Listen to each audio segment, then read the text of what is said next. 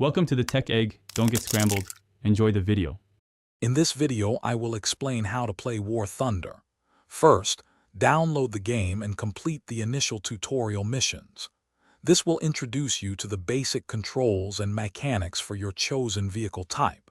Next, select a nation to begin your journey, like the USA or Germany, and then pick a game mode. Arcade battles are a great starting point for new players to get comfortable with the action. War Thunder offers various game modes, with arcade battles being the most forgiving for beginners. You'll find a vast array of vehicles, including aircraft, ground vehicles, and naval vessels, each with unique characteristics. As you play, you'll earn experience to research and unlock new vehicles, expanding your hangar and giving you more options in combat.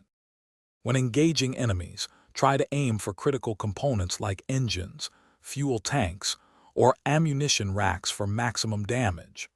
Always use the environment to your advantage, utilizing cover and terrain to protect yourself and ambush opponents. Remember, War Thunder is a team-based game, so coordinating with your teammates to capture objectives or defend positions is key to victory. As you play, you'll earn two main currencies, Silver Lions and Research Points. Silver Lions are used to purchase new vehicles and repairs, while Research Points unlock upgrades and new vehicles. You can also train your vehicle crews to improve their skills. Don't forget to personalize your vehicles with various decals and camouflage patterns to stand out on the battlefield.